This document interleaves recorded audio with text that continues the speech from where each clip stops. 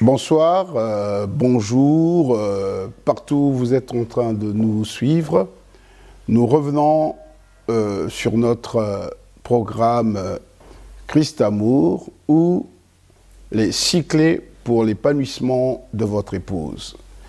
Et nous allons voir la troisième clé. Nous voulons mettre dans vos mains la troisième clé qui vous permettra d'épanouir votre épouse.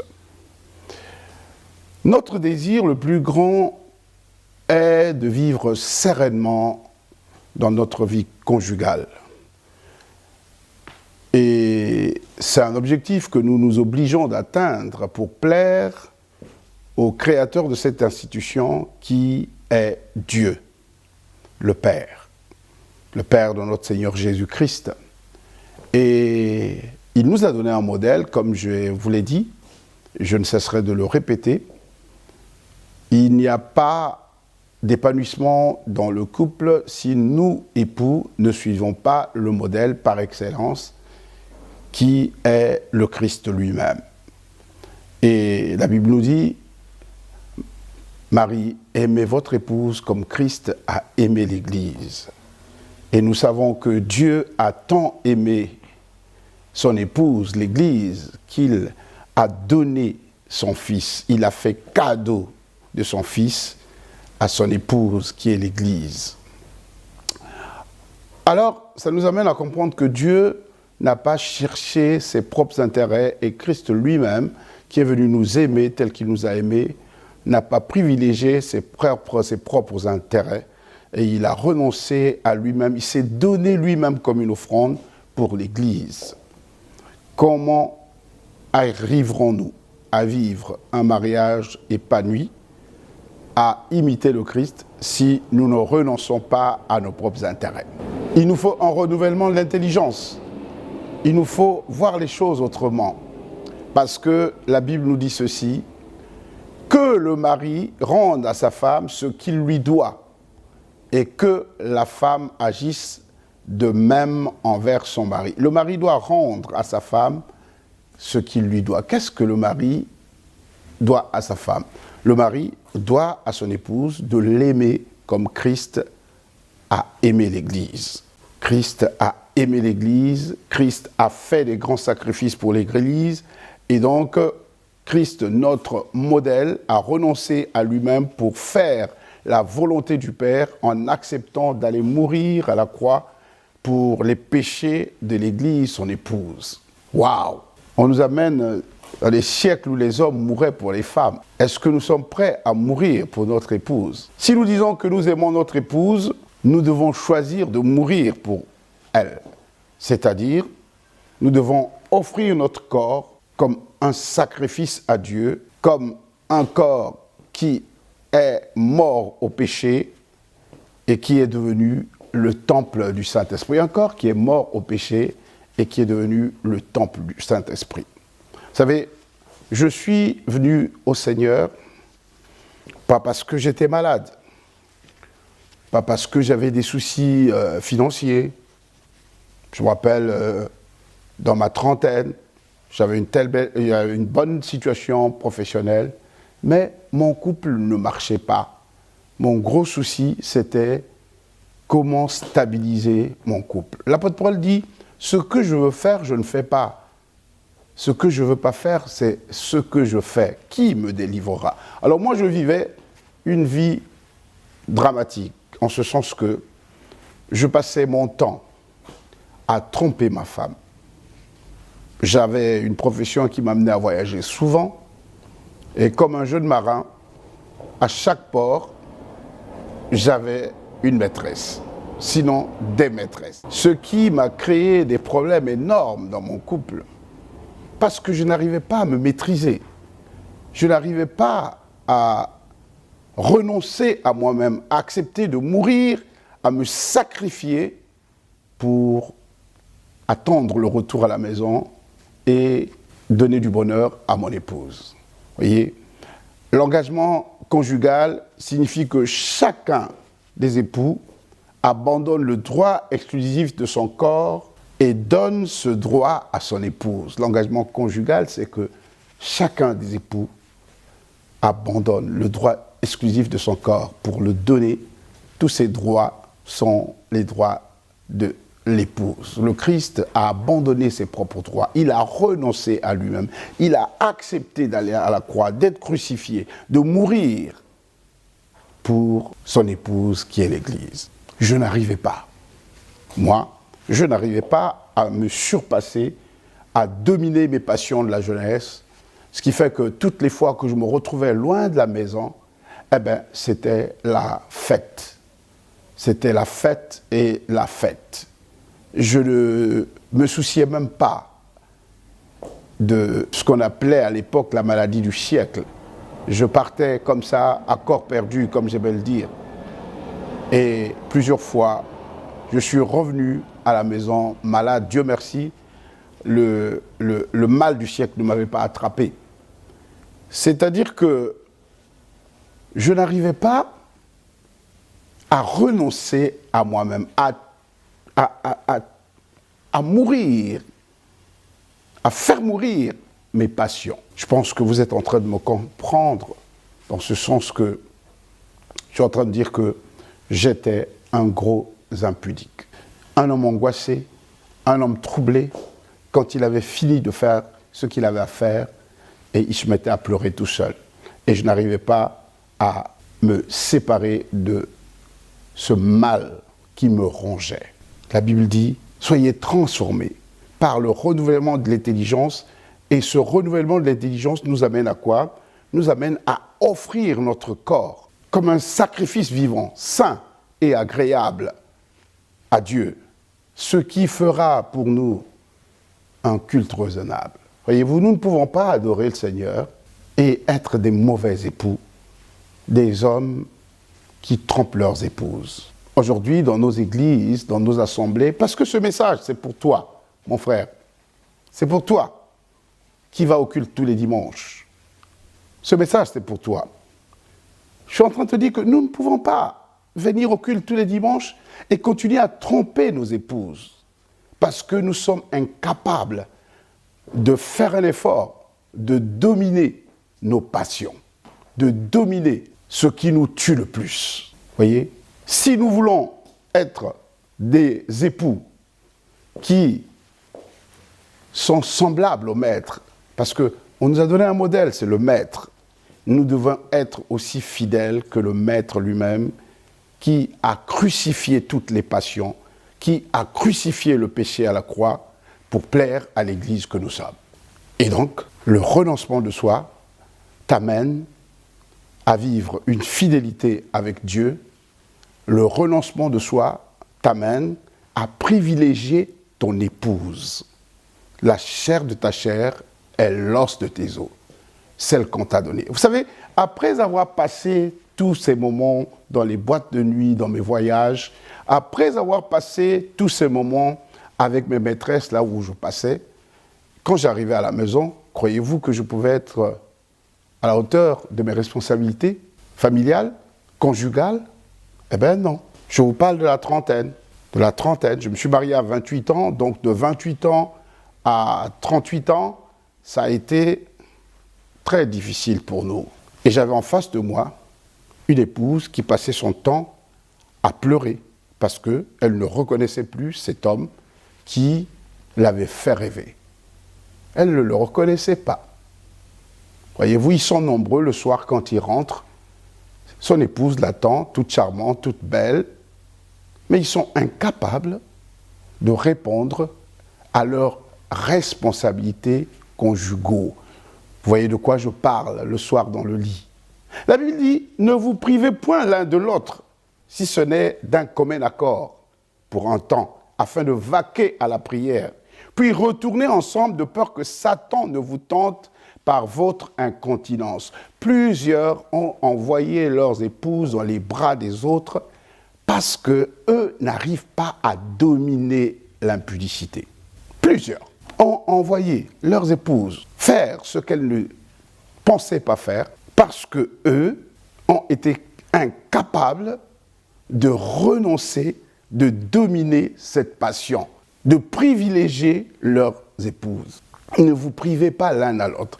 Vous voyez ce qui arrive, ce qui est dramatique, ce qui est triste, c'est que le soir, lorsque vous êtes rentré sous, fatigué, après avoir fait ce que vous avez fait, et que votre conjointe désire que vous puissiez avoir un moment de qualité, un moment de plaisir, vous êtes incapable de satisfaire votre femme. Vous êtes incapable de la satisfaire. Et la pauvre malheureuse, elle se bloque de plus en plus, et plusieurs frigides, parce qu'ils n'arrivent pas à renoncer à eux-mêmes, à dominer leurs propres intérêts. C'est des hommes qui passent leur temps à se souiller pour souiller leur maison, pour souiller le lit conjugal, pour souiller toute la famille. Et plusieurs ont été auteurs de la destruction de toute une famille parce qu'eux se sont mal comportés. L'immoralité souille le corps, notre corps. L'immoralité, l'impudicité, la débauche souille notre corps, qui est le temple de Dieu. Notre corps est le temple de Dieu. Et il paraît impossible aux hommes de dominer l'impudicité qui saccage tant de mariages. Pourquoi? Parce que nous n'arrivons pas à comprendre que celui qui nous a donné cette épouse nous a instruits, nous a donné des principes que nous devons respecter. Et ce principe, ce n'est rien d'autre que le renoncement de soi. Nous devons choisir de fuir l'impudicité. Nous devons choisir de fuir l'impudicité. Et cela, ça doit commencer par notre manière de penser. Notre manière de penser. Renoncer à soi-même, c'est ne plus penser comme nous pensions avant, mais penser comme Christ veut que nous puissions penser. Vous savez, il a suffi d'une parole pour que ma vie soit complètement bouleversée. La Bible nous dit dans 1 Corinthiens 6, tout est permis, mais tout n'est pas utile. Tout est permis, mais je ne me laisserai pas asservir par quoi que ce soit.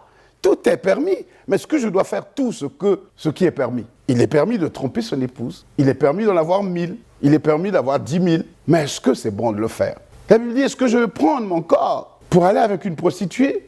Ne savez-vous pas que celui qui va avec une prostituée celui qui va avec une prostituée devient un avec elle. Mais toute femme qui n'est pas votre propre épouse est une prostituée, voyez-vous? Et la Bible nous dit, ne savez-vous pas que votre corps est le temple du Saint-Esprit? Nous ne nous appartenons pas. Vous ne vous appartenez pas à vous-même. Renoncer à soi-même, c'est comprendre que j'appartiens à Dieu. Le Saint-Esprit habite en moi. Je suis son temple. Et si le Saint-Esprit habite en moi, c'est pour que moi je puisse vivre pour faire la volonté de Dieu. Et la volonté de Dieu, c'est que je sois fidèle à mon épouse. La volonté de Dieu est que je sois fidèle à mon épouse.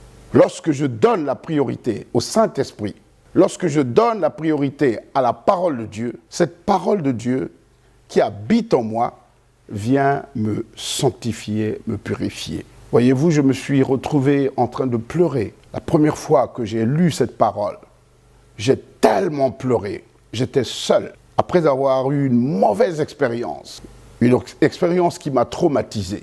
J'étais en voyage.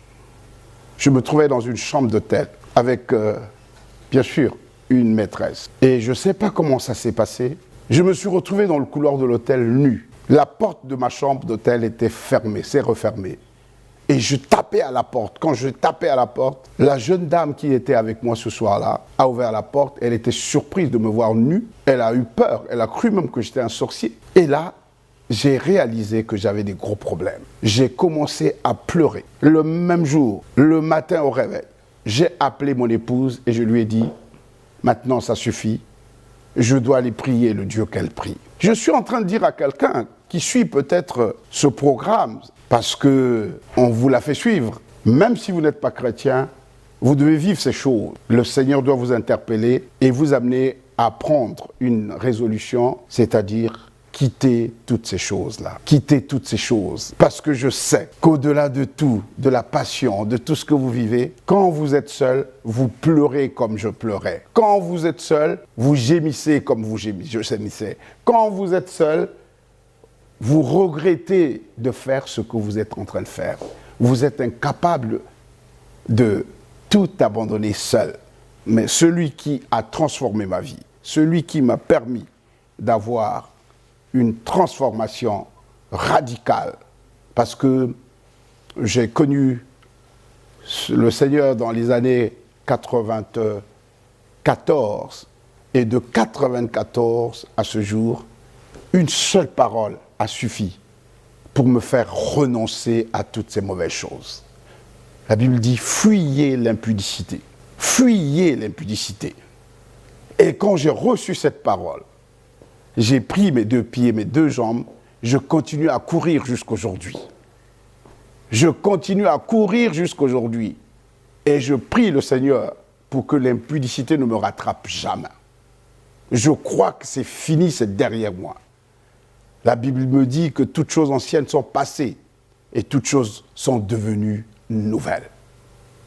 Nouvelles. L'homme qui vous parle, prenez votre calculette, 94 à 2020, n'a plus jamais trompé sa femme.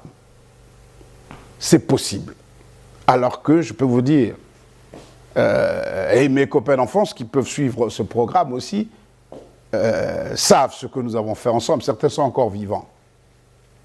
Renoncer à vous-même, c'est donc comprendre que vous avez le droit de vivre sereinement, de ne plus souffrir, d'être malmené, torturé par les pensées négatives, parce que vous n'arrivez pas à privilégier la parole de Dieu. Renoncer à vous-même, c'est adopter cette nouvelle manière de penser. Cette nouvelle manière de penser. La Bible nous dit, soyez transformés par le renouvellement de l'intelligence. Au lieu de penser négativement, pensons positivement. C'est-à-dire, pensez comme Christ voulait que vous puissiez penser. Pensons à la fidélité, au lieu d'être des hommes qui passent leur temps qu'à réfléchir comment tromper sa femme. Voyez-vous, le renoncement de soi, c'est un changement radical de mentalité. Un changement radical. Je me rappelle qu'après un programme de retraite, nos leaders nous ont demandé d'avoir un moment avec nos épouses et d'ouvrir nos cœurs, de dire la vérité chacun à son épouse. Un exercice difficile parce qu'il fallait que tu puisses dire tout ce que tu avais fait, confesser à ton épouse, demander pardon à ton épouse, lui raconter toutes tes phrases durant tout le temps que tu es passé, partout où vous êtes restés ensemble. Et ce soir-là, je me suis mis à raconter à ma femme, à mon épouse, tout ce que je faisais. Dieu merci, elle m'écoutait attentivement. Je ne vous demande pas de le faire si votre épouse n'est pas prête. Je ne vous demande pas de le faire. Je ne vous demande pas de le faire. Mais vous pouvez le faire tout seul, avec Dieu, devant Dieu. Et mon épouse m'écoutait attentivement. Et quand j'ai fini, elle m'a dit, j'ai retrouvé l'homme que j'avais aimé parce que quand nous avons commencé, tu me disais toujours la vérité. Tu me disais la vérité. Tu ne me cachais rien. Voyez-vous? Donc, nous devons être des véritables témoins du Christ. Mais comment allons-nous être des véritables témoins du Christ si nous avons dans nos cœurs des choses qui nous éloignent de la vérité, qui font de nous des prisonniers? La Bible me dit, chacun de nous est esclave de celui qui triomphe de lui. Je veux t'inviter à te libérer totalement de tout ce qui t'empêche de vivre une vie conjugale pleine. Je veux t'inviter à comprendre que lorsque tu arrives dans ta maison chargé, la tête chargée, tu ne réussis pas à épanouir ton épouse. Parce que nous croyons qu'elles ne comprennent pas, mais elles savent. Elles savent. Votre épouse sait. Elle sait par votre démarche. Elle sait en vous regardant dans les yeux. Elle sait par vos odeurs que vous l'avez trompée. Que vous l'avez trompée.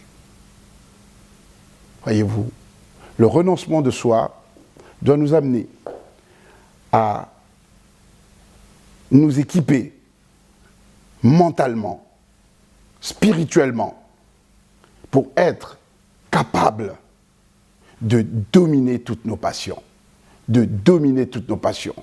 Et dominer toutes nos passions, c'est arriver à nous consacrer totalement au Seigneur. Ce qui passe par le dernier point que nous allons voir, par une vie de sanctification. La Bible nous dit que sans la sanctification, personne ne verra Dieu. Personne. Et si vous ne voyez pas Dieu, et pourquoi vous vous dites chrétien, nous devons nous sanctifier. Et sanctifier, mes frères, c'est se mettre à part pour votre épouse. Se mettre à part. Renoncer à soi, c'est se mettre à part. Toute ma vie, je me mets à part pour plaire à une seule personne, ma femme. Je plais à Dieu, je plais à ma femme. C'est ça. Lorsque nous ne le faisons pas, et toi qui ne le fais pas, tu sais que tu mènes une vie pénible. Pénible. Conjugalement, rien ne marche. Parce que tu as un problème de conscience. Quand tu te regardes toi-même, tu es misérable. Tu es misérable. Hier encore, peut-être que tu appelais ta femme par le nom de ton ex. Vous savez, le Seigneur m'a fait grâce un jour. Je terminais par vous donner ce témoignage. J'étais dans un bureau avec un jeune frère, haut cadre, directeur central dans mon pays, et nous étions en train de parler, et je lui donnais un témoignage personnel.